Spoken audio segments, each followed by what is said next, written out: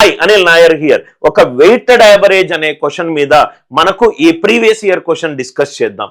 ఒక group of 30 students, మొత్తము క్లాసులో 30 మంది స్టూడెంట్స్ ఉన్నారు. మొత్తము క్లాసులో 30 మంది స్టూడెంట్స్ ఉన్నారు. సో ఎవరెవరా 30 మంది స్టూడెంట్స్? రైట్, ఫస్ట్ 12 మంది స్టూడెంట్స్ ని ఒక గ్రూప్ చేశాము, మిగతా 18 మంది స్టూడెంట్స్ ని ఇంకో గ్రూప్ చేశాం. ఫస్ట్ 12 మంది స్టూడెంట్స్ ని ఒక గ్రూప్ చేశాము. గ్రూప్ చేస్తే వాళ్ళ సగటు ఎంత వచ్చింది? 62 వచ్చింది. మిగతా 18 మంది స్టూడెంట్స్ ని వేరే గ్రూప్ చేశాం. 18 మంది స్టూడెంట్స్ ని వేరే గ్రూప్ చేస్తే వాళ్ళ సగటు ఎంత వచ్చింది? 62 వచ్చింది. ఫైనల్ యావరేజ్ మనకు కావాలి. ఫైనల్ యావరేజ్ మనకు కావాలి.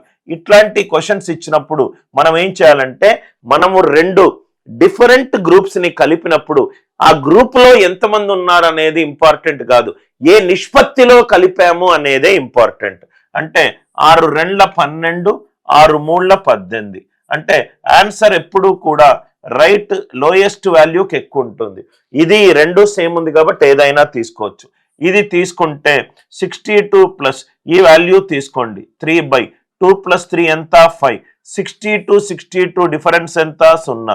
So 0 into anything 0.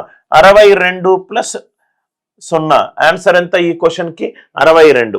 ఇది ఎలా వచ్చిందో మళ్ళీ చూద్దాం సార్. 3 ఎలా వచ్చింది? ఈ వాల్యూ తీసుకున్నాను కాబట్టి ఈ వాల్యూ తీసుకున్నాను.